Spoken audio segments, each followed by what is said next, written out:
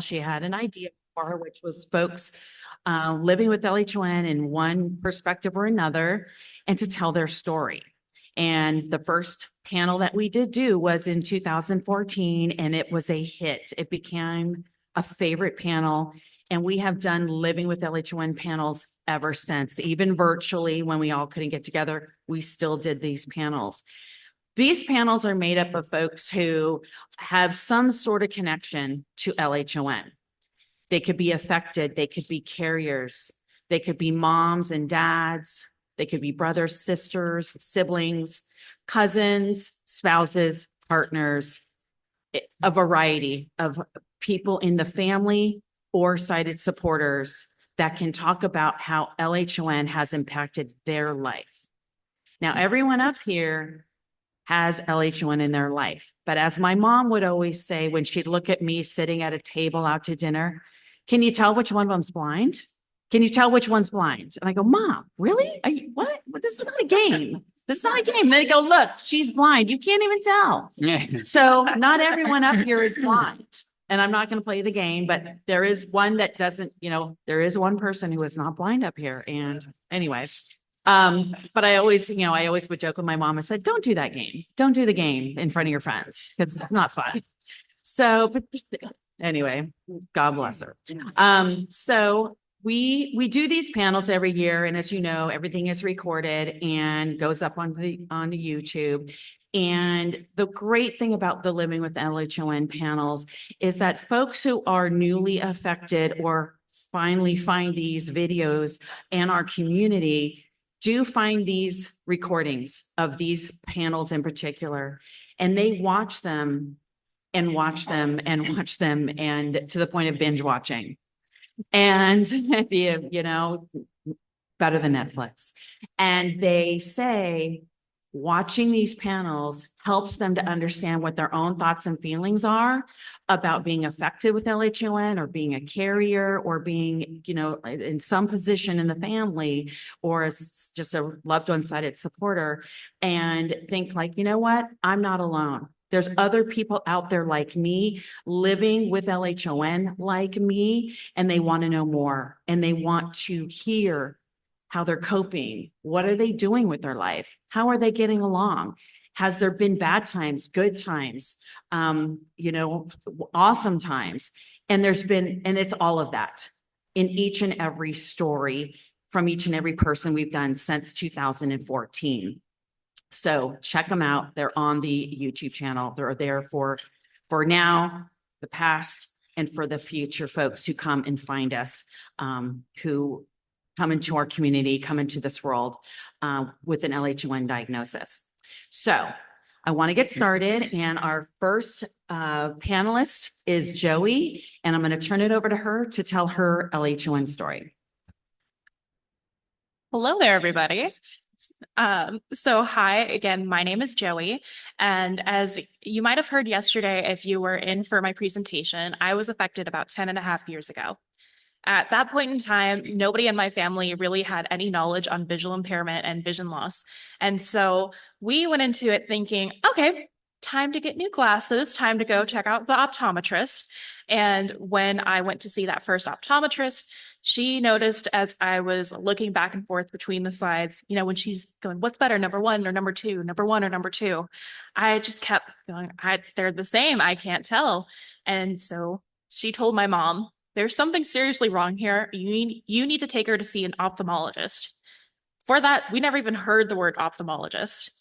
So we scheduled an appointment with an ophthalmologist, and my very first ophthalmologist said essentially that I was fine and I just had a lazy eye. And also it was my mom's fault. And so, we didn't quite take that answer because with LHON, vision loss continued to progress. And so I went back and forth between ophthalmologist to ophthalmologist to ophthalmologist. I got sent back and forth between a retinal specialist and an optic nerve specialist. And they weren't sure if it was primarily a retinal issue or an optic nerve issue. Eventually they decided, I guess it's a retinal issue. And they thought that I had some type of juvenile form of macular dystrophy, possibly Stargardt's. And the importance of genetic testing was never quite really expressed to us. So even though I've been affected for 10 and a half years, I got diagnosed last year. My diagnosis time felt quite a bit different than I think it is for people who get diagnosed shortly after being affected, because instead of it being something devastating, it was more like a, huh, really? That's cool. Um, but kind of going back to when I was newly affected, my vision started to go when I was beginning my sophomore year of high school. And by, November, that's when I had my appointment with the optometrist. By January, that's when I stopped being able to read my textbooks. And I remember that was at the time when I was getting blood tests, I was getting an MRI done. And I remember when I stopped being able to read my textbooks, it was chapter 12 of my history textbook. I kept reading the same line over and over again because then I would struggle and bounce back to the beginning. The horrors of World War I, the horrors of World War I. Spoiler alert, World War II happens. At that point in time, I didn't really know what was going on with me. It was really frustrating. I started to see these neon lights adding on top of the blurriness. Started out with green little dots, and I didn't tell anybody because I thought I was going crazy. And I finally ended up telling my mom and then my doctors after I started to see other colors like red appearing. And I have seen those neon lights consistently for 10 years, whether my eyes are open, closed, whether I am, looking at something familiar or unfamiliar, they are always there and always moving and changing colors. Now that I have gotten used to them, I like to tell people it's because I'm at a constant party and I'm so fun. Um, but originally I hated my lights because I thought it was a constant reminder that I can't see the way I used to see. It's different. I can't look away from them. I can't bring them closer to my face. I can't describe this to somebody else because people just weren't getting it. And when I looked up vision simulations online and tried to find things that looked like how I see, I could never find anything that showed those lights.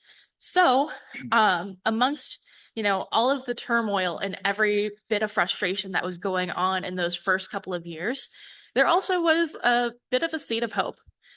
My frustration led me to discovering acrylic painting.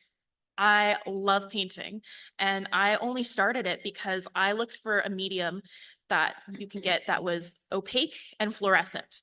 The two most important things for me, because I figured, hey, if there's no vision simulations online that show what I see, I'm going to do it myself.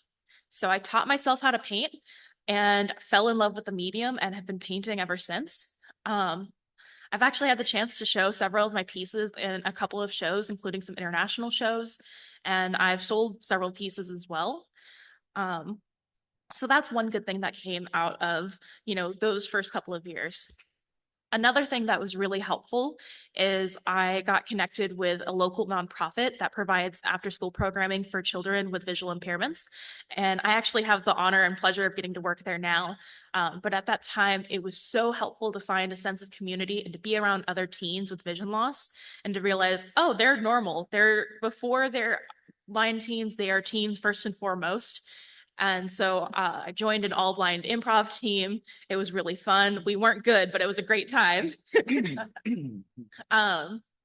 And being in that after school program was also helpful because they got us connected with college prep and we got to see blind role models, different people who are in different, professional fields and working on their careers who went to college or who currently were in college. And that made me realize, hey, I guess maybe I can do this because initially I thought I wasn't even going to graduate high school on time. So I did end up graduating high school and then I went to Cal State Fullerton, go Titans.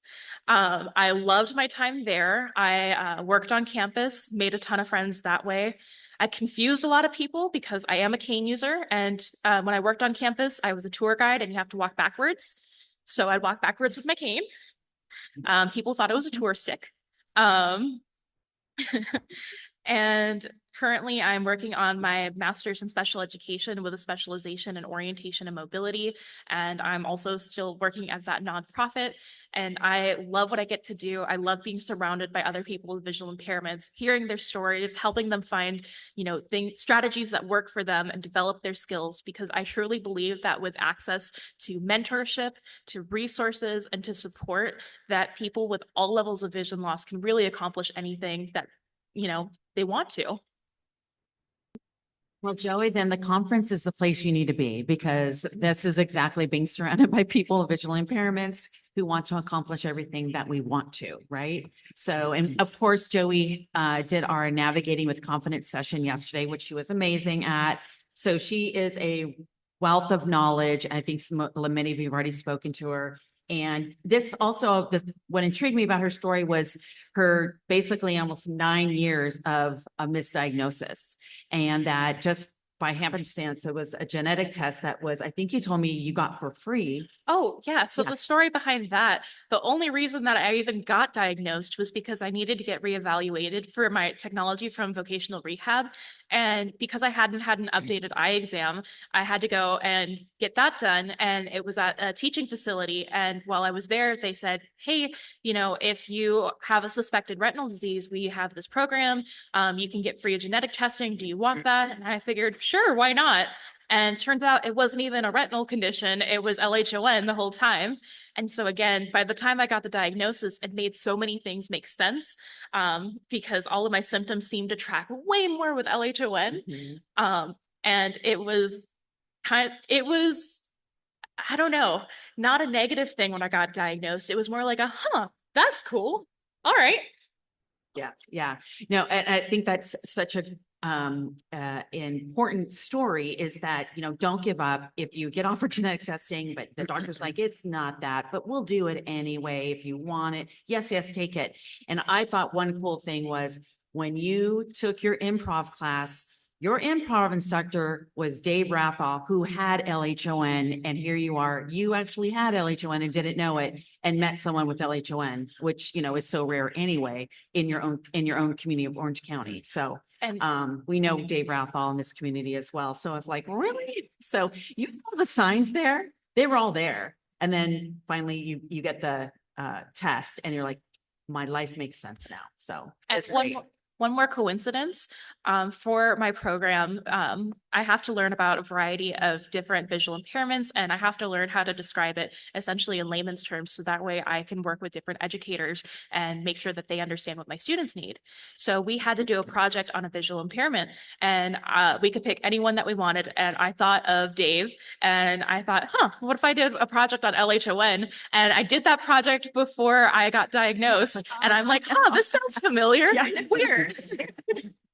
I know, it's just all those little coincidences and all those little universe things, then adds up to like, my life makes sense. So thank you, Joey. Thank you so much for sharing. Next, I'm going to pass it over to John to tell his LH1 story. Thanks. All right. Well, this is my first time at the conference. And so, but I'm comfortable in this setting in terms of public speaking. I do a lot of this, and people ask all the time, do you get nervous? All that. I said, no, I just pretend nobody else is out there because it doesn't look like there is. So I'm just pretending you guys are all turning around facing the other direction. So yeah, so my name is John. I am here with my hot wife, Ashley. So yeah, thanks. Just trying to be descriptive to you guys. But so I grew up in Michigan, still there. And I grew up pretty independently. I was a middle child. And so, which meant I kind of did my own thing. Most times parents didn't know I was around, and which is fine. So you get used to that. I played sports, into high school, was in a small private school, very independent, self-sufficient, captain of the soccer team, basketball team, all that stuff, class president. I was going to go to Michigan State to go to do pre-med. And during my high school years, I picked up some music, started playing guitar and singing and things like that. So was excited about the future. And my goal was to go to a little private school, probably 2 or 3 hours away from where we lived. And during that summer, before college started, I changed my mind. I think it was a cost thing, and decided to stick close to home at Michigan State. And that's all it was. So I made that decision about a month or two before college started, and kind of had to get squeezed in there, and started. Freshman year went great. Got into my sophomore year and started out, things were fine. It was about October of that sophomore year when I was driving through campus and just, did that thing, noticed the little blind spot start. And like everyone else, over a period of probably 3-4 months, went through all the different specialists and tests and MRIs and CAT scans and spinal taps, and just still getting through school, and was able to take my finals that semester, but it was close and it was getting worse. And so then had my spinal tap that you guys have had. Mine got infected, so I got spinal meningitis. And yeah, so that was the first week of that December. So then I was quarantined in the hospital over Christmas. So that was neat. Had one of those little Charlie Brown Christmas trees in the hospital room, but got in and out of there, and went to Mayo Clinic, and, just all trying to figure out what it is. And my parents said, "Do you want to go back to college?" And I said, "Sure. I mean, I really don't feel like sitting around at home, so we'll figure this out." So I'm kind of always been a we'll figure it out kind of guy, I guess. And so I had signed up that year to be a resident mentor, and the only reason was because I wanted my own room. So I go back to the dorms, and I get moved in, and my girlfriend and my parents move me in, and then they leave. And so I'm there by myself, and never feeling more alone than ever before. I couldn't do anything. I couldn't use my computer. I couldn't read. I couldn't really go anywhere and use the TV. And I'm just sitting there and just kind of wondering what to do next. And kind of made a decision of, I'm going to figure this out. And started my first day of class and went to my first professor. She's one that gave a quiz on the first day. So took that quiz, failed it. And walked up to her, showed her the blank quiz, explained what was going on. We're still trying to figure this out. And her answer was, "Well, I don't know what to tell you." So made it to my next class. After that one, the professor said, "Hey, come with me." So he walked me to a building, to the resource center for students with disabilities. And they got me all set up. And I was able to finish college in 4 years. And so I got my bachelor's. But it was, I don't believe in coincidence, and the fact that I had gone to that college, which was about 3 miles from my parents' house. I didn't want to. I wanted to be far from home, but just something told me, save money, live close, whatever. That was huge. And being close to my family. And so getting through school, I decided, I'd met a girl, gotten married during senior year of college. It was our first year of marriage. She got pregnant. So I was like, okay, we're going through this real quick. That's great. So got through college and decided I wanted to get into music. So I got a job at a church doing music ministry and did that for a couple of years. Great job. Had my daughter. Then I left that church, quit, resigned. There was just, different reasons, but moved back to my hometown. And my wife, at that point, we'd been married 4 years. She decided she didn't want to be married anymore. And, so that was even harder than losing the eyesight. For whatever reason, it was like just 6-9 months of, struggling through that, trying to get her to change her mind. She didn't. And then you're kind of back in that place of, well, what do I do now? I've got a 2-year-old daughter. I'm being a single dad. This is not who I am. And a lot of us, we get this eye condition. And it's, this isn't who I am. I'm not a blind guy, right? We didn't want this. This wasn't the plan. I wasn't a divorced guy, right? I didn't want this. This wasn't the plan. So just things happened, and I had to make that decision of what am I going to do? So I kind of, stood up once that was all final, nothing I can do, kind of brush yourself off and move on. So I decided to go to grad school. I had gotten a bachelor's in psychology, so I started a master's in counseling. I figured that's something I can do. I kind of like to help people. So I went through that, did some different jobs to try to, be self-sufficient in the meantime. I had a buddy that was flipping houses. He said, "Hey, you want to help me out?" And I said, "Sure, I can do kind of just manual labor stuff." He said, "You want to try painting a wall?" "Sure." Figure you can tell when paint gets on a roller and throw it on the wall, right? So we finished that house, and he goes, yeah, let's not do that again. We'll find something else. Okay.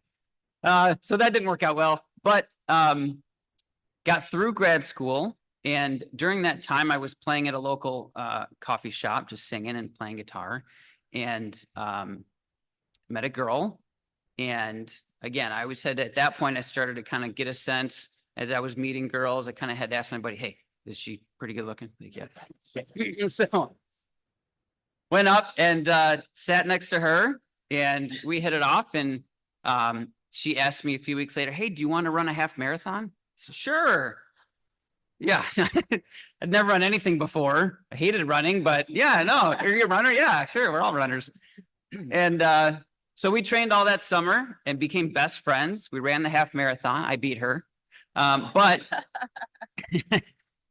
it was then we kind of realized we're best friends and we're in love and we should get married. So we did. And I was getting through grad school, and as I finished grad school, got another job in marketing for a property management company.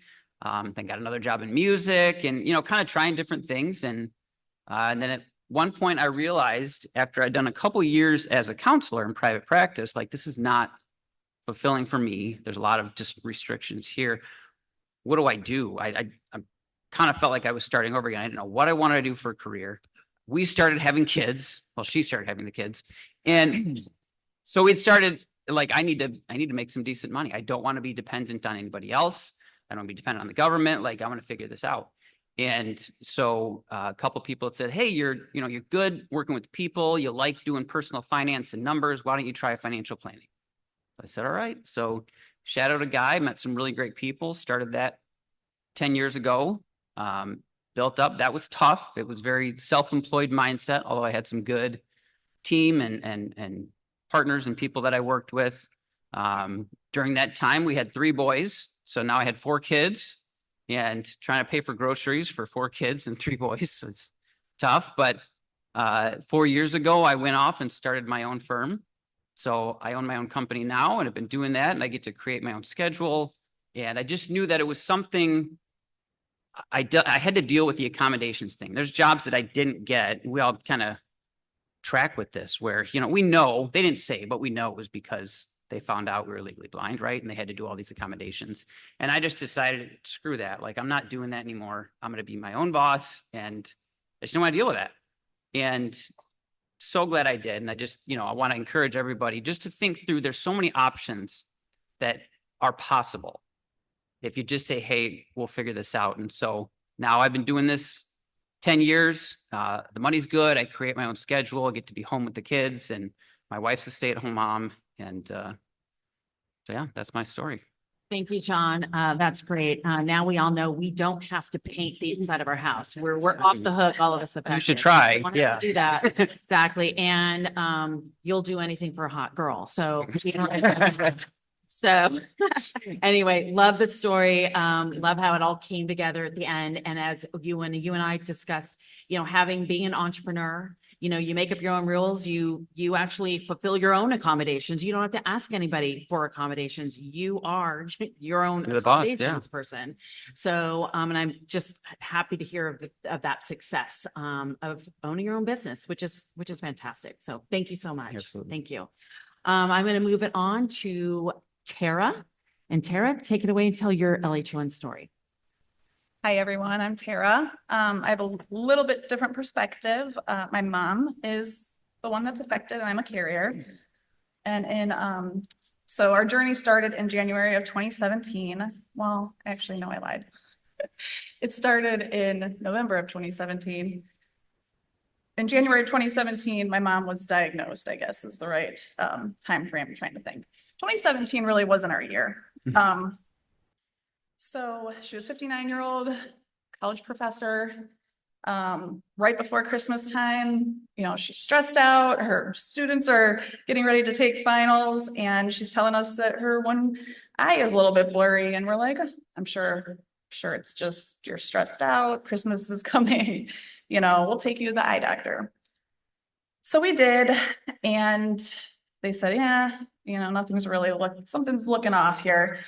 So like everybody else has said, she did the whole gamut of testing, spinal taps, MRIs. We told us she could have MS, brain tumors, all kinds of really exciting things. And it really just seemed like every doctor we went to knew less than the doctor before, which was very intimidating and frustrating, and just no one seemed to really know what was going on, including neuro-ophthalmologists who were supposed to be the experts. So finally, one of I think the initial eye doctor that she went to suggested that she have genetic testing for LHON. And I remember I was driving home from work one day and my mom called and said, well, got some good news and bad news. We know what's wrong with me, but it's LHON and we have this mutation 3460. And unfortunately, that means we are pretty sure that, there's multiple people in our family that are carriers of this, including you. So lucky me. So the more we learned, I guess it was really hard because, again, the neuro-ophthalmologist knew nothing, couldn't tell us anything about the genetics, really. We would hear one appointment, and from the same doctor, she would tell us something completely different at the next appointment. And we were like, wait a minute. First, she says, there might actually be a treatment in like a year for this. So we're like, wow, okay, cool. And then the next appointment, she goes, there's never going to be a treatment for this. And we're like, okay, are you the same doctor we just saw last time? So I guess I already was a pretty anxious person, but kind of like knowing this in the back of my mind was stressful for me. So, it was hard enough dealing with the fact that my mom, my best friend, really, was a very independent person. She was always working, always all about her students, about her career, all about us, like she was just always independent. And she lost her ability to do, simple things like that she always did, like drive, watch TV. It was really hard for all of us. So let's see, kind of skipping around here, but we kind of learned that after a while, her diagnosis ended up being a blessing in disguise because, like I said, 2017 was one of those years. About 5 months after my mom got diagnosed, I found out I was pregnant. Which was very exciting because it took me a very long time to figure out why I couldn't get pregnant, and I was pregnant. So it was a good thing that happened that year. That good thing turned into a very stressful thing in December when my daughter was born at 25 weeks. It was very scary and dealing with all of this pregnant with my mom going through what she was going through. I was pregnant. I had preeclampsia. My daughter was born 1 pound, 5 ounces.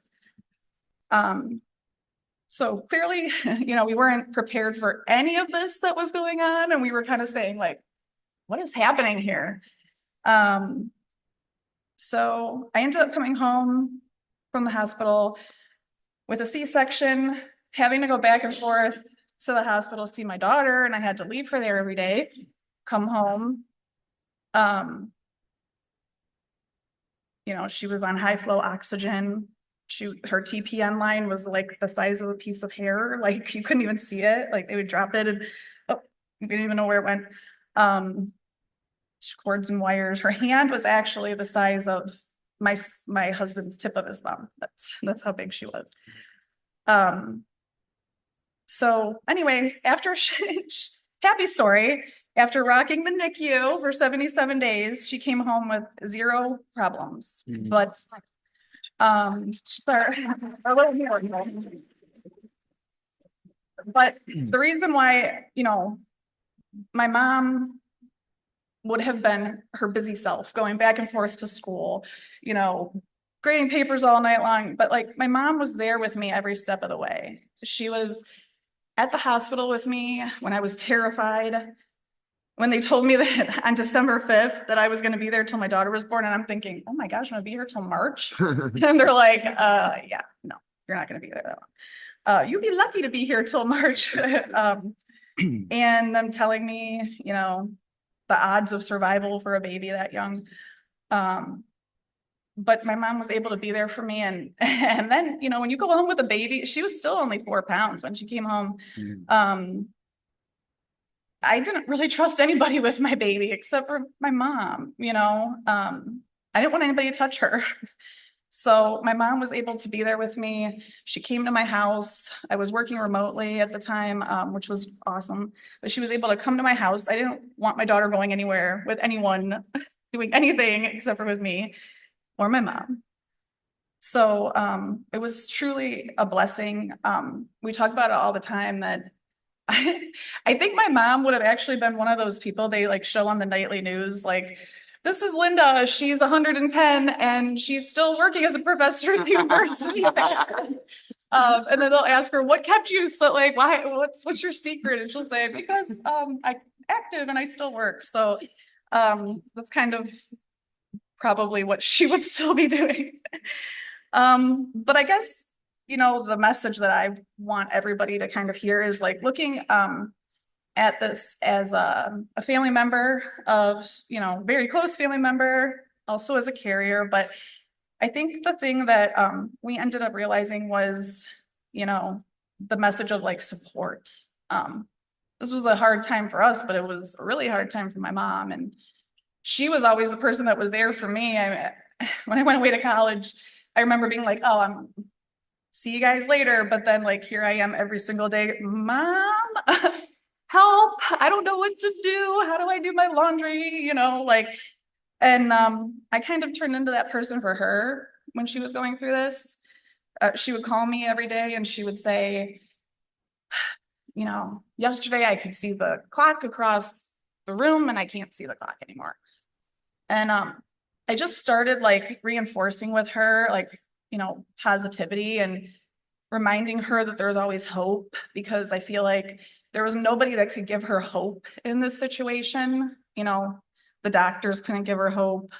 Nobody would give her hope. So, you know, I work in a hospital. I'm used to hearing like crazy stories about how people had, you know, luck with different treatments and things like that. And I said, you know what, Mom, you never know what somebody's working on, that like tomorrow they might say, we have something that can help you. And there's so many different avenues. And, you know, I just think it was kind of, you know, she said she kind of needed to hear that, like remind herself that no matter what anybody says, there's always going to be hope.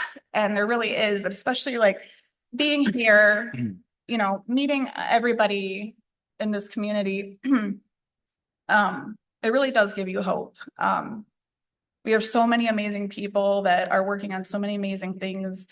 And I wanted to add that one of the things that helped my mom so much was just my sister found Lissa. Lissa immediately, you know, welcomed us with open arms. You know, the first person my mom talked to was Maria, who had a similar experience as her, being a woman and a little bit older when she was affected. And it really was a game changer for my mom and for us, like just knowing that this community was here. So I just think that like Jon said, I don't believe in coincidences. And in a way, like we just felt like this got my mom to be able to spend time with her family and focus on herself, even though obviously is not the way she would want to do it if she could choose.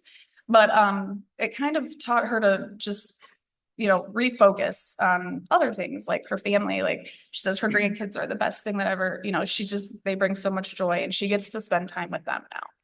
So I just want to thank everybody here for everything that they do for this community, and encourage people who are family members or, you know, in any other way just connected to this, to somebody who is, you know, either affected or a carrier or anything, just to try to be that support that they need when they're going through this, to just, you make sure that they have somebody to lean on, no matter what, because there's always just something that you want to just bounce off of somebody or make you feel better, just somebody to talk to.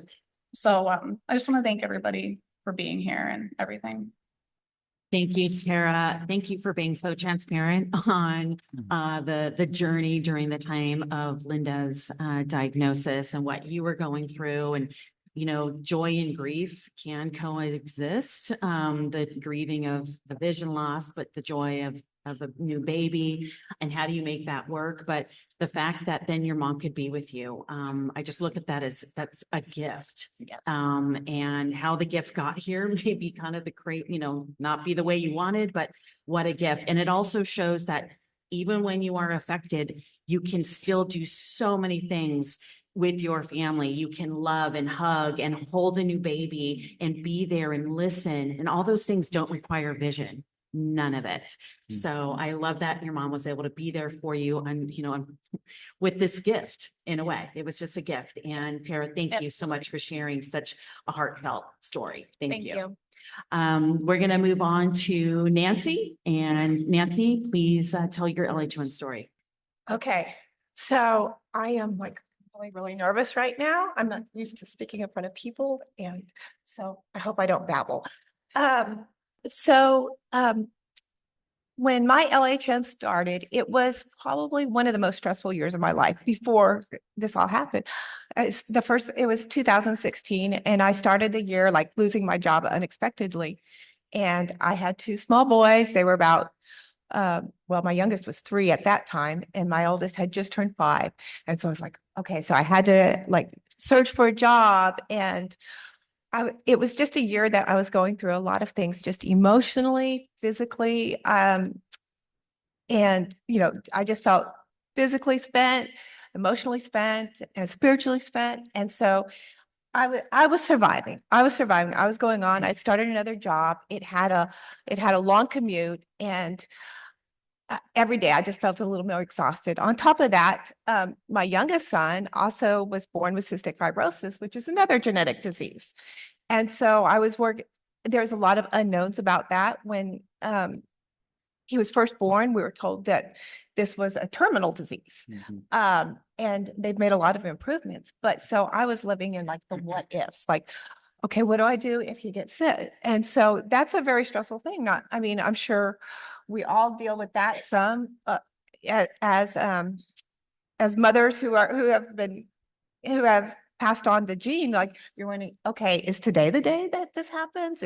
So that was a very stressful time for me.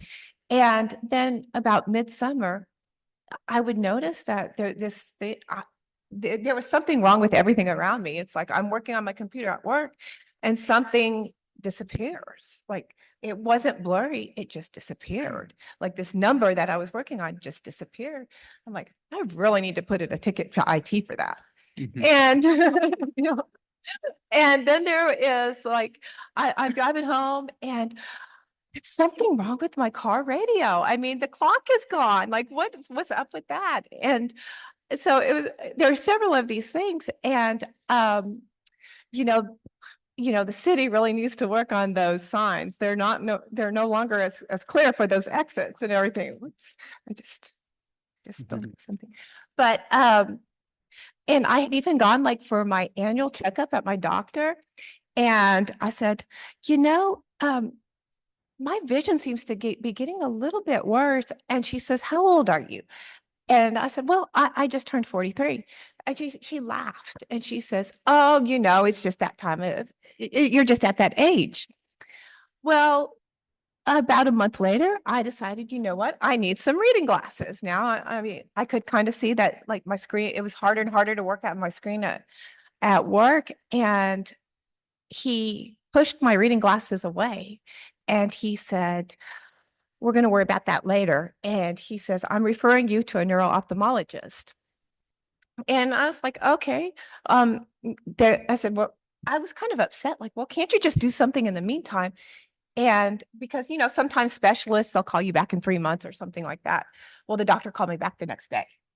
And the next thing I knew, the tests were everybody's story about the tests. And this is how stressed I was. It's like when I went for that MRI, it was so relaxing because I finally had this break. I didn't have anybody calling there was no mom, there's no, I was like, I wonder if I can schedule these more often. And, but then, but my doctor said he was kind of blunt, to put it like, because I'm wondering, okay, what's going on? And he says, well, it's about three things. It's either MS, you got a brain tumor, or an aneurysm. And so I just broke down and cried. And I said, could it be something simple? And he says, you are going blind. It is not simple. And he turned around and left. And so, I did, like, my story of the diagnosis is probably part of that, like everybody else. I went through the spinal taps and then steroids, I said, I took so many steroids. I thought I might get a hairy chest. And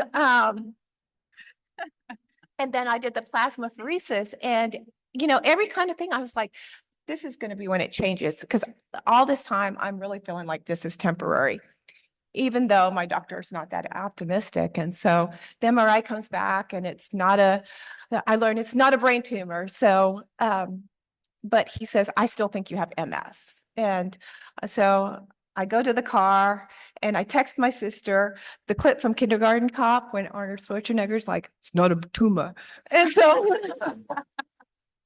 and that was probably the last clip I was able to text.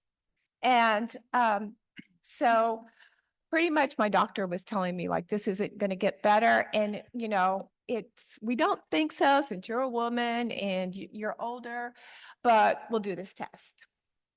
And so I took the test for LHON and it probably came back about in April.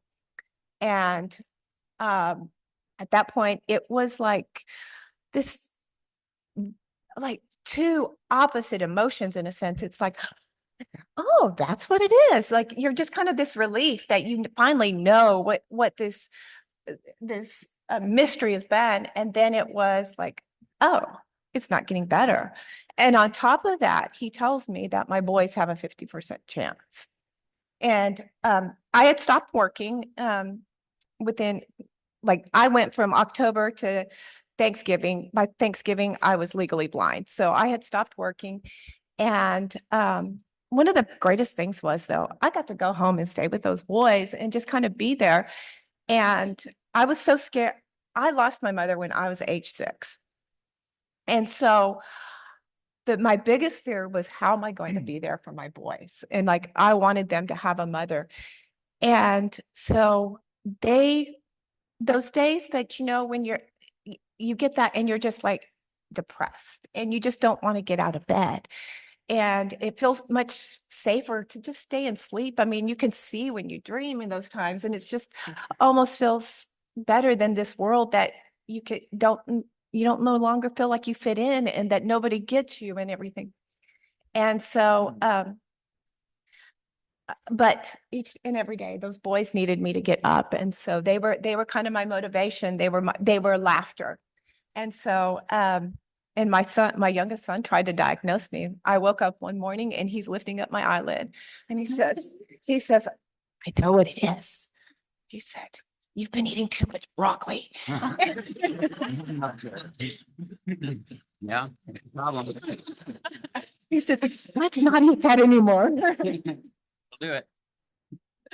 And so, I had applied for services and unfortunately it took a little while to get services. And so I could not use a computer, and I finally got tested for technology back in September of 2017. And I did not get even a computer until 2018 and the training came. But in that time, there was a question that I had to reframe in my mind. And it's the question is, how am I going to?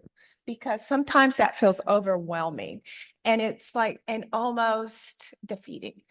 But in another sense, like, it can be a challenge. Like, how am I going to? Like, well, let's figure this out. So each and every time I figured out how I was going to do something, it started this journey of just like, I love to learn. And so it was like, I accomplished that. And so I was just like, I celebrated each and every little victory, even though it might be like, okay, I walked to the store and I figured out everything I needed, and I was independent about walking, or I figured out how to order a ride share, or it might be I changed the temperature on the thermometer, or, things that you don't even think about that can be challenging. Um, were just like victories. It's like, okay, I did this. Um, and that it almost became a fun time for me. I mean, not totally fun. I mean, but those victories were fun.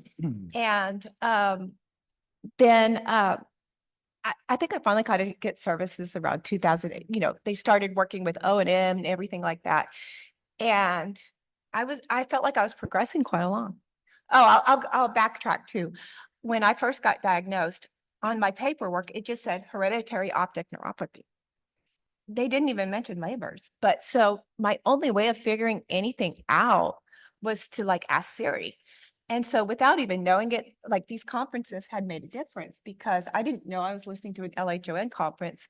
But that's how I got my information, was from some of those videos online. Without, as I was thinking back about the history, it's like, and those are the ones that helped me figure out what was going on, and kind of coming to terms like, yeah, this is probably LHON, but I just thought I'd throw that one in. And so I feel like I'm making progression, and the state's like trying to get me to school. They also provided counseling. And so I was in a group, and they had a lot of people who from the community who had lost vision, who were in careers. And that's when I was really excited about, like, okay, there's lots of possibilities out there. And so right about that time, COVID hits.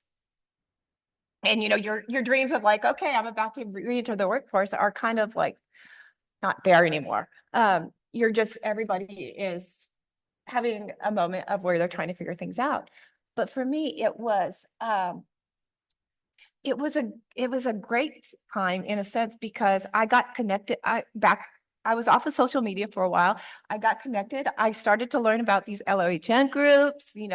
I learned how to use Zoom, and my kids were doing school online. And I was like, that was another one. Well, how am I going to do school? And I thought, the teacher wasn't really good. I mean, at LHON, I'm the teacher, and I'm like, it's like, how am I going to teach my kids? And we got through it. I mean, I took the challenge and I learned. And so it's that during that time, I'm like, well, what do I want to be when I grow up? And I started having dreams of going back to school myself. And because I knew how difficult it was for resources. And so I was like, I'd like to work for a nonprofit that helps people, who have gone through either a sudden disability, but especially like vision loss. And so I started thinking about that, and I had people who were encouraging me like, yeah, you can do that. And I thought, well, I'll be old when I graduate. And I said, it might take me 5 years or something like that. And my friend said, well, how old are you going to be in 5 years if you don't go to school? I'll be the same age. And so it just all fell in place. And so I started back to school, and I loved it. I mean, I loved learning and just being able to interact with people. And I switched my major to rehabilitation studies. And I still have a minor in nonprofit leadership. And I look back, and a lot of my motivation was, I know my kids are watching, and if they go through this, I want to show them that it's hard. First of all, I don't want to let them think it was easy, but I also want to know them that they can do it. And so when I was thinking about going to school, it's like, I want them to see that they can do whatever dreams they have, they can accomplish if they become affected, or if they don't come affected, that your dreams are still possible. And so I got to start into school as a senior, and I was pretty convinced that that was also going to be my age bracket when I graduated. But I actually started part-time, and then I ended up doing a full-time loan. And I am scheduled to graduate either in the end of December or in the spring. And so the end is near. And then I'm looking forward to, like, it's an accomplishment. And I guess when I was coming to this conference, I had a friend ask, she says, if you could tell yourself something then, like when it started, she's like, what would it be? And I said, well, there's a few things. And I thought about it for a minute. I said, it's not the end. It's actually just the beginning. Like, and for me, my life changed, but in so many ways, I felt like it changed for the better. Even though it was not the path that I would have chosen for some of these changes, I don't think anybody of us will say like, oh, I'm so glad I lost my sight. But some of the changes that happen, I think you can be grateful for. And another thing I was like, that I thought that's so important is to celebrate those victories. Like, you know, that way you can go back and you look at those victories and you can see how far you've come. And the biggest one is like, I find the best thing that got me through it was to laugh. And like all those crazy mistakes are just funny. And that I thought I would tell my favorite story of one of those. I was taking my kids to McDonald's and they had a little pirate ship play area. And so it's also kind of my time just to kind of relax, let them play. And I noticed this guy is looking at me and he won't stop staring. And you know how you're like, oh, but maybe I know this guy and he's looking at me because like, and he might think I'm being rude. You know, I've come into those and then I was like, what if he's a creeper? And it's like, and I love psychological thrillers. So I'm like, what if he's a stalker? And this story is going through my head. And so I'm just talking to myself throughout this, and like, you know what? I'm just gonna like casually walk over and like kind of check it out, see if because he's still staring at me after this time. And so I get up and I kind of casually walk over. And then I turn and I look and I'm staring straight into the face of Ronald McDonald. Wow. Well, thank you so much, Nancy. Wow. Ronald McDonald. I mean, that's scary to a sighted person. So it was a creeper. And I love how she said, I listen to psychological thrillers, so everything's a stalker or a plot twist kind of a thing. And that was when I first talked to Nancy. She goes, oh, let me take my earbuds out and listen to a psychological thriller. I'm like, shut up. I love psychological thrillers. So anyone, we want to do a little book club. So anyone likes that, already found a few people. So we love audiobooks. A lot of people love audiobooks, and that is one of her passions as well. We talked about, but I think for a lot of moms out there, including myself, when we become affected, our kids are a huge motivator, because we want life to go on for them. Right. And we want to set that example for our children because, as she said, it could happen to them. So I love that you got up every day for your kids, and then your kids were a role model for you, and you started back to school. And, you know, that takes a lot as well. And you said, what am I going to be when I grow up? And you're on your way. You're absolutely on your way. So thank you, Nancy. That was wonderful. Thank you. And I'm so going to repeat that story about Ronald McDonald. I'm going to get a lot of use out of that one for sure. All right, we come to our last speaker, Dustin. So Dustin, please tell your LH1 story. Hello, so I'm Dustin Jarvis. I'm 35 from Huntsville, Ontario, little town in Canada. But I have a 12-year-old son. I recently just got engaged this morning. She also has two beautiful kids. Lexi's 11 and Max is 8. So there's busy times. But my journey didn't start right now with LHON. It started in 2019.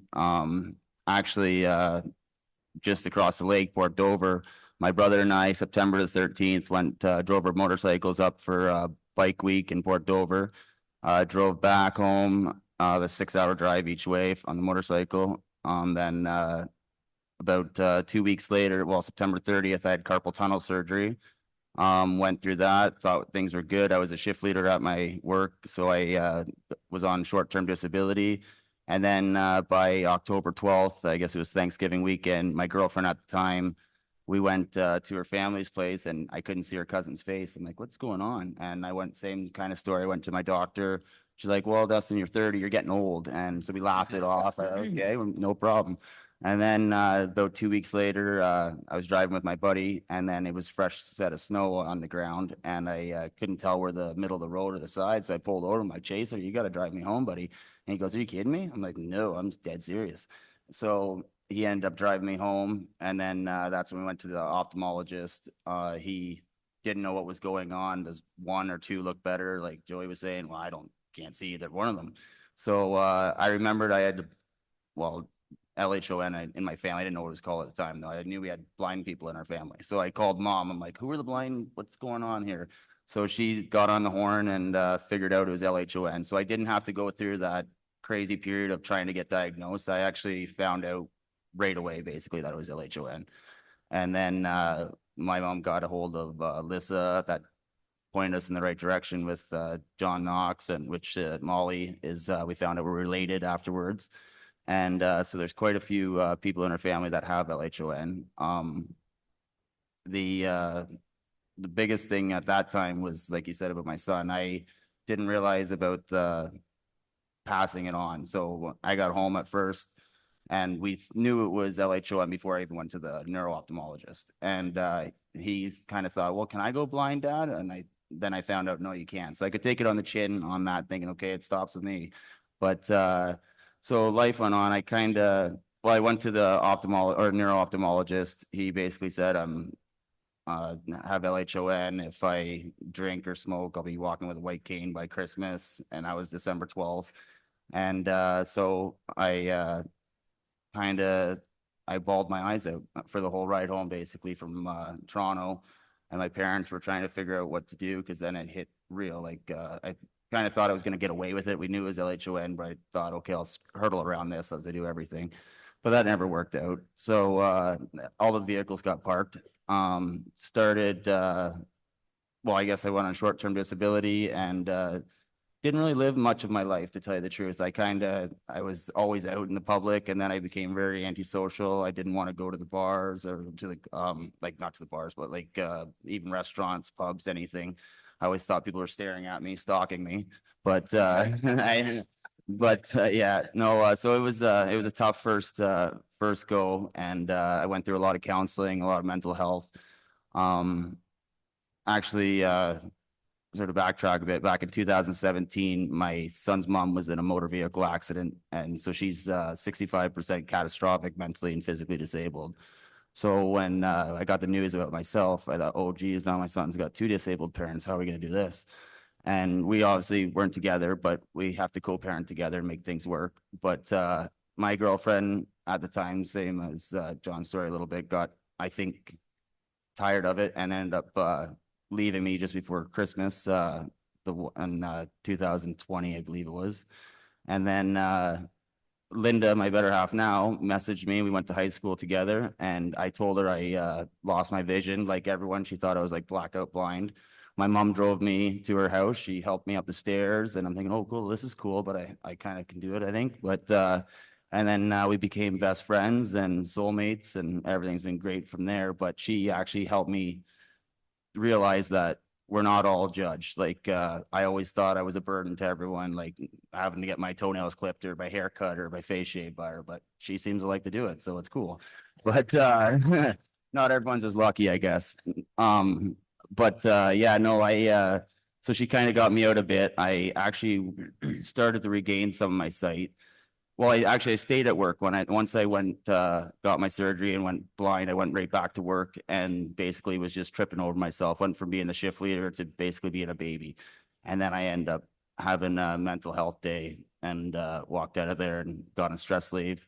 Then my sight started to come back with that 14484. And so I'm like, okay, this is cool. Went back to worked for about a year, I guess. And then I kept going home, and I would just cry and have my vision would be completely gone. I'm like, what is going on? And I had to make things work for my son, because I'm thinking I'm not gonna keep pushing forward, right? And then finally seen Dr. Kranja, and he's like, because we're making polyethylene pipe, gas pipe, all that culverts and stuff, and all that smoke was deteriorating my optic nerves. So I'm not allowed to go back there. So now I'm on long-term disability, and I'm trying to get into being a social worker or something, as I have a past. When I was 17, I had a hockey injury, was prescribed narcotics. I'm now 13 and a half years clean. It was 13 years sober on March 29th. Thank you. So I know that that falls into a lot of the mental health. And at first, I'd be lying if I didn't think, okay, what's the easy way out? But then I thought, you know what? That's another demon. I don't want to add on to it. Why stack up the problems? Let's just get through this one. So I left that off to the side. It's still obviously going to be for the rest of my life as a struggle. But I told my son the truth and all that. He is very proud of me and all that. And he's my focus of not ever going back. I want to show him that we can prevail through anything. Like you can, yeah, what I think that bit of timeline helped me for what this is. And I believe, like not the rest of you, I honestly believe my LHON was the blessing because I was just stuck in the rat race of going to work, coming home and all that. And then once I got it, I got to actually sit down and realize like what life's all about. I kind of got about mindfulness and spiritual and all that. And I just tried to manifest the best things in and I think that's what helped with my vision coming back to begin with. Cause I would just listen to 432 hertz and think about beautiful things. But, yeah, being positive is one of the biggest things, and your diet and stuff. But so then that brings us to me being on disability, and I guess I did try to ride my dirt bike and stuff, and I'd always wipe out with my son. He'd be driving beside me. I try to do catwalks and wipe out, and so we ended up selling that because that was a bit of a hazard. Yeah, it was bad, and so I was basically legally blonde and legally blind doing that stuff. But yeah, so we sold that, and then. I'm trying to think here. So, and then, so last summer actually is what changed my life, for everything. I went to a conference in Toronto, LHON conference. It's a lot smaller than this, mind you. Actually got front row seats, about 20 of us. I got the front row, so it was cool. And then, there was a panel just like this, and it was like a choir, and it was just singing to me. And it was Mark DeMontis, Chaz Mizoraka, and Joe Fernazia. And those three guys are on the Canadian national blind team, hockey team. And 3 years before that, I found out about it, but I didn't care about it. I played hockey my whole life, like John said, always in the sports and stuff. But blind hockey, I didn't think was going to be for me. It was kind of embarrassing to think about at the first. But now, like my son thinks I'm in the NHL and all that. I started, he really does. I started in the development camp last summer. Within a day, I got moved up to the high performance camp. So I got to play with the national team and stuff. I scored my first goal there with them. Everything was going good. And thank you. Thank you. And then I started playing for the home team in Toronto. It's Toronto Ice Owls. And it's all different visions and stuff. And so I played hockey my whole life. So I thought, okay, this is cool. I just fly up there, and then I'd be sitting in the corner at the other end of the ice because I would skate people, but you have to make a pass after you cross the blue line. And I didn't really take that into consideration at first. So then finally I waited for my teammates to skate past with me and pass and score. But it definitely changed my life. I was like the new draft pick there because not very many people are blind and then go into new hockey. But that was the best motivation. Honestly, it's like having a family behind you. I actually talk to those guys basically every day. And like Chaz is a professional or Paralympic rock climber. He has LHON. Joe Fernazia, he was the youngest kid to make the Canadian national team, and he's got LHON, and he's like a TikTok rock star. Mark DeMontis just won the Willie O'Ree NHL award. He's got LHON. He rollerbladed across Canada twice actually to raise awareness for Canadian blind hockey. So those guys are pretty big role models. So that showed me that you can basically do anything you want to as long as you put your mind to it. And you just can't let anyone tell you what you can and can't do. And there's no barriers. There's only obstacles. We just got to go a little bit longer around for some things. Yeah. But yeah, that was the best thing is hockey. And then my dad and girlfriend, mom and my son would drive me 3 hours every Sunday to go play Toronto hockey. And then we would go to Ottawa, lots of places playing. And last year, actually at the national tournament in March, I blocked a shot. Didn't realize I broke my foot at first, but I broke my foot, finished that game, played the next 2 games, and then went to the hospital around Easter. But yeah, I guess I broke my foot out the bottom. The puck is a little bit heavier, but they all think I'm pretty dedicated to the sport now, I guess. But so I go back in in the summer here, and actually next week go to Mississauga to another training camp. But and it just goes and goes and goes. Like my son's kids on his hockey team all know that Joe Fernandez, so I had to get the Canadian signed hats for the kid and stuff like that because he's a rock star. I mean, why didn't you guys tell me this at the beginning of the season? I could have got you to meet them all. But yeah, I just want to push the message that honestly, don't stop living your life because of LHON. Like honestly, it was a blessing. It makes me so much stronger and makes my son is such a passionate guy, and now it could help him actually is. He was 5 when it happened, or 7, sorry, when it happened. He's 12 now. He just graduated grade 6, and he's got reading at a grade 10 level. So like that's helped him because he read to me for so long. So it was beautiful for him. But he's a passionate little boy, and I'm very lucky. But I want him to see that you can accomplish anything, even when you're dealt adversity. Without adversity, there's no chance to grow, right? And you can't just sit back and not live your life. So I tried to get out there, do as much, and now he thinks I'm the coolest thing in since slice of bread. But and the things that happened earlier with you teach your kids about fishing, now he can tie his own hooks and hook my worm for me too. So that works out. We still, I go snowboarding with him. He skis and I snowboard right behind him, and we have season passes. We don't miss out on much, and just basically get out there and don't stop living your life. Don't let anyone tell you what you can and can't do either. And like I'm 35, I was a little bit nervous thinking I should already have my life figured out, but I'm just starting my life because I'm going into a new career. And I realize now that that's okay. It was scary at first, and it still is, but as long as you don't stop and give up, nothing can stop you. So yeah, just do your best and live your fullest life. And thank you. Thank you, Dustin. And again, thank you for being very transparent, and open about your life and where you've come now. You truly have found your brotherhood, through LHON. Again, another way that it's been a gift for you. And your son, he's going to learn a lot from you. He is going to learn a lot from you, and you are a pretty cool guy. You're pretty cool. Oh, thank you. So, and you have hooked up with an amazing community in Canada. I've spent time with Mark DeMontes, and he's great. He is a pillar in the LHON Canadian space and the Canadian hockey space as well, blind hockey. So it's amazing that you got with them and that they have had such impact in your life. And I am so happy for you. I really am. So thank you for sharing. Thank you for sharing. I would like to, we do have time to open it up for some questions. So if we could get a couple of mic runners and y'all can raise your hands, and please let me know if there is a question. So I just don't think we're just standing up here staring at you guys. But again, just feel free to ask away, all of them, anyone in particular. Please, and then please let us know who you are when you're asking the question so we know who's speaking. Hello, Tim Johnson, Charlotte, affected 2 years. Man, to run through the wall, let's go. That was awesome, guys. I was gonna ask, what are some victories? I mean, you mentioned victories and maybe some hurdles, or either emotional, physical, or anything else that you've overcome recently that you'd like to share, even if it's not crazy to you, but might be crazy to us.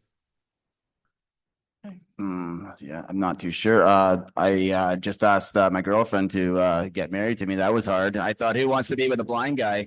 Well, yeah, I can tell actually for everyone real quick about dating and stuff like that. Don't always think that there's a barrier between there, because people are a lot more open and loving than you'd ever think. And I know that was a struggle for me for a bit, is thinking, well, I'm going to be a burden, but you just make yourself the gift, and people will take you in and love you, and your support system is your best system. That's good. Oh, I got one. Last year, my brother took me deer hunting, and I shot my first deer. We got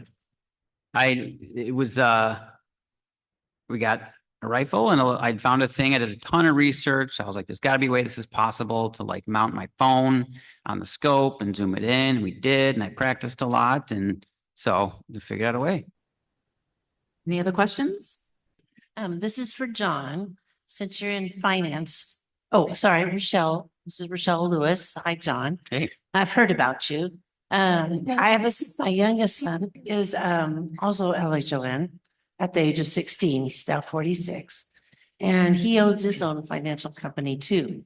And I was just curious as to what company did you start in with your finance? Like he started with Waddell and Reed. Mhm. So who did you start with? I started with a company called Principal, which was a big global company, and it worked because I had, it was fairly independent in terms of I kind of, good and bad. I had to kind of make my own way with them in terms of getting my own clients and things, but there was support and a team that I could start with and learn the ropes and do some, joint work with when we had to drive to meetings. And I did a lot of meetings that were, hour and a half away. And figuring out I had a old family friend that was retired that said, "Hey, be happy to drive for you. I've got time. Just, buy me lunch and put gas in my car." So it's like things like that made it happen. And then 4 years ago, I just went completely independent and started my own. So. Yeah, he did that as well. He liked being his own boss. So I get that. It's real independence that you don't get otherwise. So that's very cool. So anyway, that's great. Yeah. We have one more over here. Yeah, for the moms up there on the panel. Oh, sorry, I'm Nancy Puttkammer from Seattle, Washington. I'm Elliot's mom here. We think he's maybe the newest newbie in the room. But I'm wondering about for moms, or I guess, yeah, mostly for the moms, how any tips for talking with younger children about this, what it is, like how it's passed, what the just those conversations, I guess, sort of teenagers on down. On teenagers. My kids are barely getting to the age of teenagers.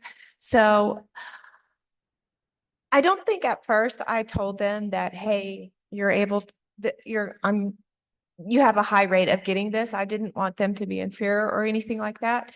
But I have just kind of talked to more preventative. I focused on more preventative on like, hey, it's important to do these things, like to keep healthy, because there is a possibility this could happen to you. I said, there's also a possibility it won't, but I just stress the importance of good health.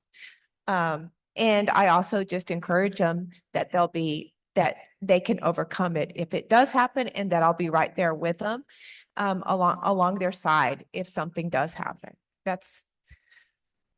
My kids are a little bit too young to understand. My son is going to be 5 and my daughter's 6. So I haven't really talked to them about it. They know that Mimi, has some trouble seeing things, but for the most part, that's, we try to be like really understanding, and, I try to teach them how to help Mimi, and, but I haven't shared that with them, although I think about it all the time, like when is the right time? And, I think that's like anybody who's a carrier who has children that they know have the gene, probably thinks about it 24/7, not 24/7, but it just pops in my mind here and there. Like, how will they feel when they find out? But, I try to tell myself and remind everybody too that, it's the same as anything else. We don't know what we have, anything else we have. We just happen to know that we do have this, and, it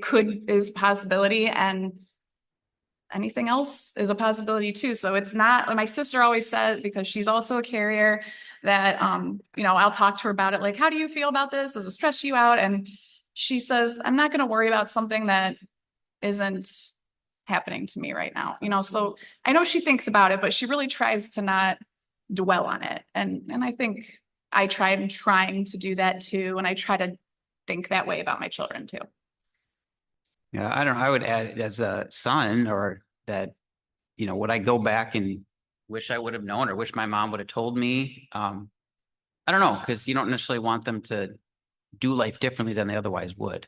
All of us up here that are affected, our lives had to change, but I don't think we would look back and say, gosh, I wish I wouldn't have had that job or done that hobby. I wish I would have started with something that I could easily transition to. I don't think we have any regrets in that sense. So whatever you can do to encourage your kids to, whether you tell them or not, this is part of the family, just to live your life, whatever you want. And then if something happens, we pivot and figure it out. Well, I'm a mom. I have 2 kids, so I could speak to that too. My daughter just turned 12. Just turned 13 and was literally starting high school, the day, within a week of my diagnosis. So that's a great time for your mom to go blind. And then at 19, my son was 19. My son actually overheard me talking to my doctor, and I was saying the words LHON when he called me to say, oh, we figured out what you have after 8 months of testing. And I was like, oh, okay, great. You know, kind of like somebody said here, it's like, oh, now I know what I have. So I was kind of like, this is great, but I didn't really know what I was getting. You know, I had no idea what the whole thing was about. So my son approached me about a week later and said, Mom, I know what you have. And I said, what are you talking about? I don't know what you're talking about. He goes, I know you have LHON and I know I have it too. And I was like, so that was a moment. And so I broke down thinking he's going to go blind tomorrow. But again, being 19, we were able to have a discussion about it, kept it simple, because I still didn't know that much about it. And my daughter, who I said had just turned 13, so she's at a really crazy age. I didn't tell her right away. She didn't need to know she passed it. She's 13. She doesn't have a boyfriend, any of that. She just knew I'd lost my vision. But there was a moment when I did tell her that I'd lost it from a disease that we have in our family, but I still didn't tell her that she was passing it. You know, she was like 14, 15. And then she just happened to find out from another gal who was part of another LHON family when she said, oh yeah, well, you know, when you have babies, they're going to have it. And so when we're going to pass it and this and that. And my daughter was in the room and I had not told my daughter that. So we got home that day and she just ran to her room crying, saying, I'm never having kids. I'm never having kids. Why didn't you tell me I'm never having kids? You know, what do you say? You know, I just did my best at that point. And, but fast forward, she does have 2 children now. So, and they are the joy of my life as a grandparent and the joy of their life. We couldn't imagine life without them for sure. And do I think of my children possibly going blind? Yes, I do. Every now and again. But being like that, many of you, we have to be that example. I think Dustin was talking about that. And Joey, I know has nieces and nephews. You just need to be that example of how you live your life. And I do look at my grandson and I think it could happen to him. And then I just quickly snap out of it, because just enjoy the joy of the love of grandchildren or your children first. And that will far outweigh any fear you have at that moment. So it really just depends upon their age and their personalities and how delicate you want to keep it, and not to scare them, but just to give them the knowledge and the education. And then they can, you know, if you want to talk triggers and alcohol and drugs and all the different things we stay away from, the smoke, and then they go off and they do what they do, knowing that information. Because if you've given it to them, they know the risks. And my daughter loved going to bonfires, loved it all through high school. And I would tell her, please don't go. And finally we were driving, she was driving me, and she wanted to go to a bonfire that night with her friends. And I said, do you like driving this car? And she's like, yes. I go, do you want to keep driving this car? And she said, well, yeah. I go, yeah, I like driving too. I know it's bad, but I had to make it sting. And you know what? She did not go to the bonfire that night.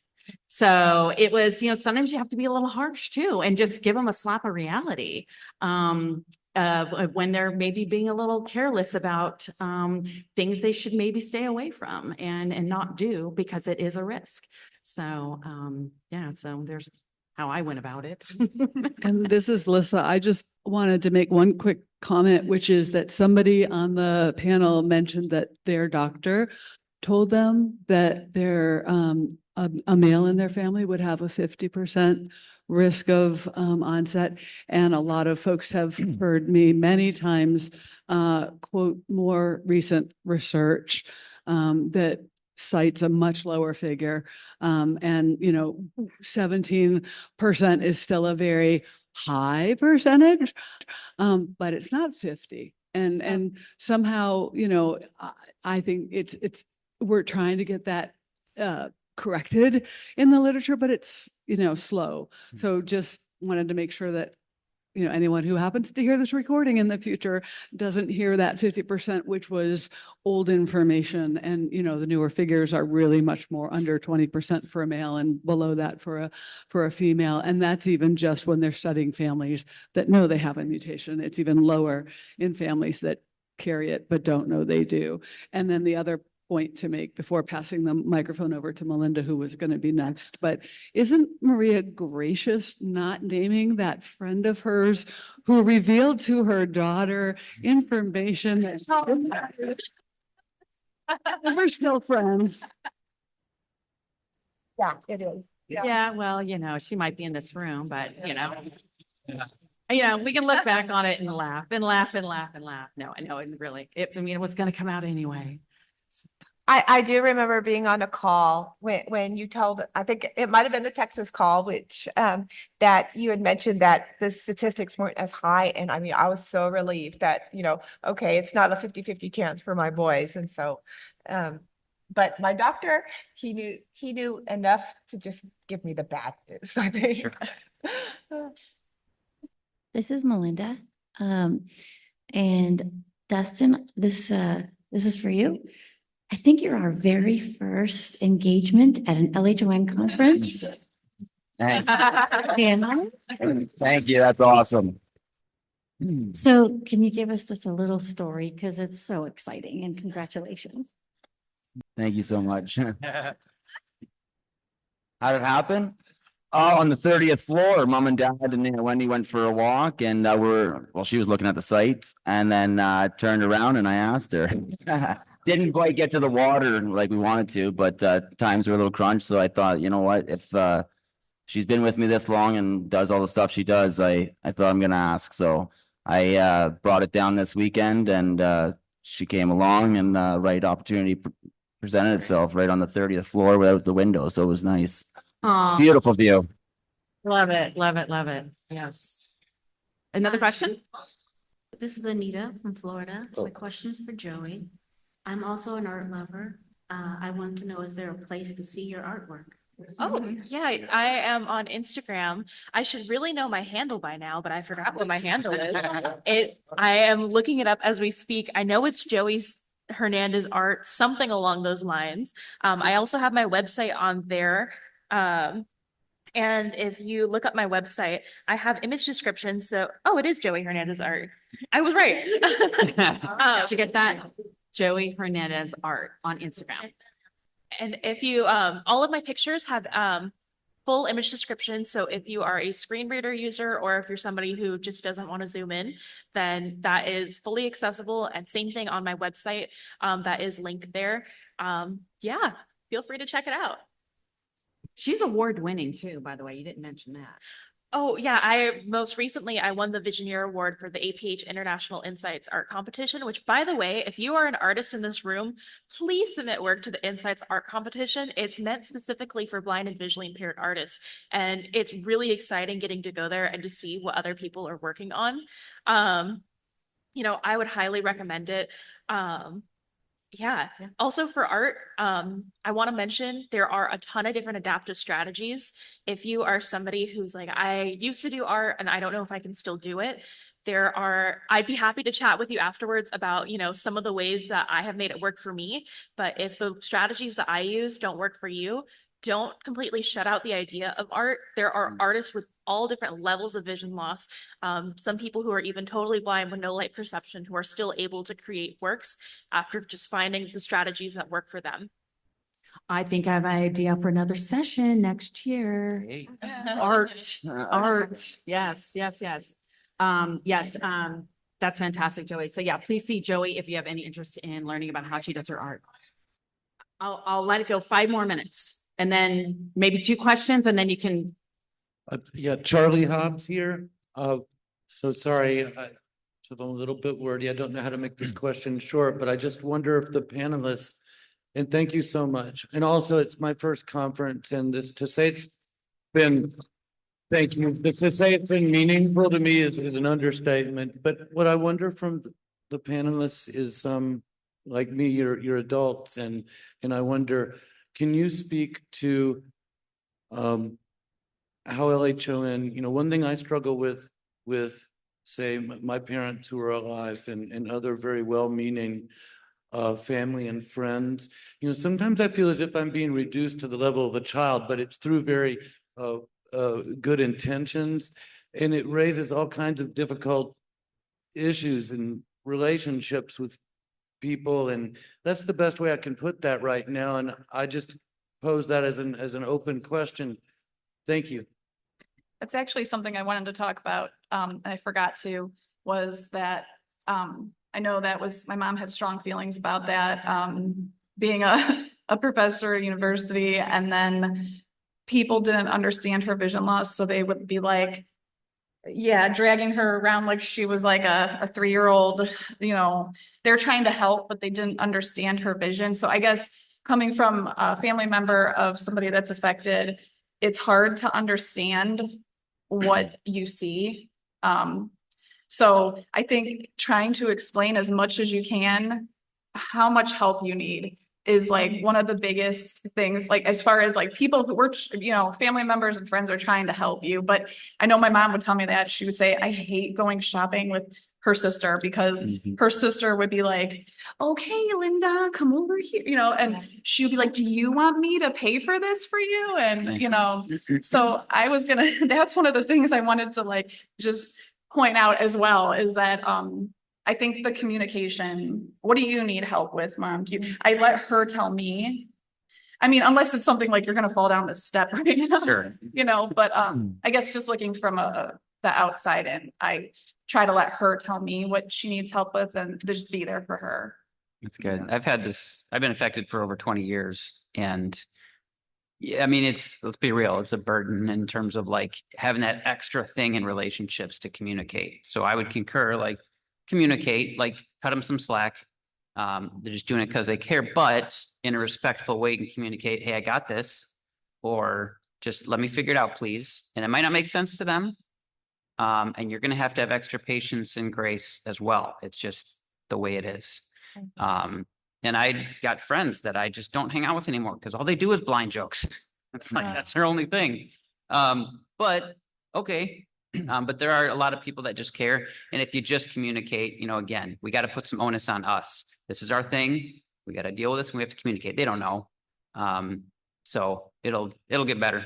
You just keep communicating and be open, have some patience, be loving and respectful. And always smile. That seems to help people. Yeah. Sure. And I think it just takes a lot of practice on learning how to advocate for yourself. And sometimes advocating means saying, okay, this is what I can do for myself. And I had to learn that it's not a weakness to ask for help, but it's a strength because that controls in you. If you want somebody to help you, you get to choose. Yeah. But yeah, sometimes I think it's important just to communicate with your family. And I mean, I've had it to where they overhelp, like in the grocery store, that it's just like, no, I'll do it myself. And that wasn't always the best strategy, but it just kind of communicating, hey, I can get this, and it's a skill that I need to help me be independent. So I appreciate your help, but I'm going to try this on my own. So And I take the help at the grocery store, so. I just want to echo communication. I agree is totally important.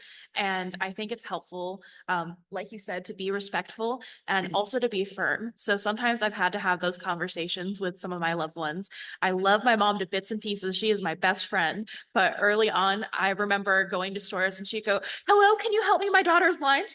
And so I had to have those firm but respectful conversations with her where I'm like, okay, Mom, if I need help, I can ask for help myself. I can use my big girl words. Yes. Yeah. My 8-year-old says that too, so, but that's okay. And my dad's blind. Yeah. I can take one and it's gonna have to be short and then we're gonna have to cut it. So one more. Yeah, I'm Dean Willis. My mutation is 11778. I have been like this 8 years. And I want to thank everybody. This is the most information I've ever come across with LHON. And I'm kind of like you guys too. I got a granddaughter and we was in a restaurant and she was clapping, going, Pappy, Pappy over here. And so she knew I could walk where she was clapping, you know. Mhm. But it is a change of life, and but like I said, I race. We got a race car, and I don't drive, but I work on a car. But I mean, there's nothing that can stop us out there, really, you know. And the more blessings we get, you know, the more things we're able to do. How do y'all explain what LHON is? Because everybody, you know what I mean? Everybody thinks, you know, when you tell them you're blind, you know, it's just hard for me to explain what LHON is, you know? What I did was, well, my mom found a picture that resembled kind of what I see, and it's normal vision and then LHON vision. So when I'm trying to explain people what it is, I ended up just showing them the picture, and then they understand. I just explain it as like having campfire fog in your eye kind of thing, and that you just can't get it out. But I have a picture, and it sort of sums things up. What I find really helpful is practicing having like almost like an elevator pitch for blindness. Right. And having your description in your head ahead of time. I used to practice to myself. And so what I say is, for most people, you get all of your fine color and detail in your central field of vision. And for me, if I'm trying to be fun, I'll say the part of my eye that is responsible for my central field of vision is kind of like, wah, wah, wah. If I'm being more serious, I'll use different words and I'll say, oh, that part of my eye stopped functioning and it's not working the same way that it does for most people. And so because of that, my peripheral is normal, but your peripheral vision is typically blurry because that is what is supposed to prevent you from running into objects. It gives you kind of like a general overview of this place, but it doesn't give you a lot of the important information like details, faces, all of that. And again, sometimes how I describe it will be a little bit more fun or a little bit more simple depending on the audience that I'm talking to. So if I'm talking to like my niece or to kids, I'll say, I see sparkles, which is true, but it sounds a little bit different and a little less. Yeah. Actually, my niece, she's like, man, I wish I could see sparkles at Joey. Okay. Yeah. And so, again, just practicing it can be really helpful, and practice giving a description why glasses don't work, because almost always I get somebody who's like, well, what about glasses? So then I always give the simple explanation that glasses typically help with issues at the front of the eye, whereas my issue is at the back of the eye. And that usually gets them off my back. Awesome. Yeah. I know you want to be snarky and be like, do glasses make blind spots go away? Yeah. Yeah. I've started, like I said, I think I've started like, just like I'll say, I have a genetic disease and so I do not have central vision. And when they say, well, what can you see? Sometimes I'll describe that person and they said, basically I have a lot of I can't see very far off, but I don't see people's faces. And I don't, it affects the way you can read text and anything that requires detail. And then if I'm really not wanting to tell them, I just start to whisper, I see dead people. And they're stalking you. And with that, It's a gift. with that, I'm still thinking about Ronald McDonald up here, but anyway. And with that, we are going to have to bring this session to a close. So one big thank you to all of our panelists, please.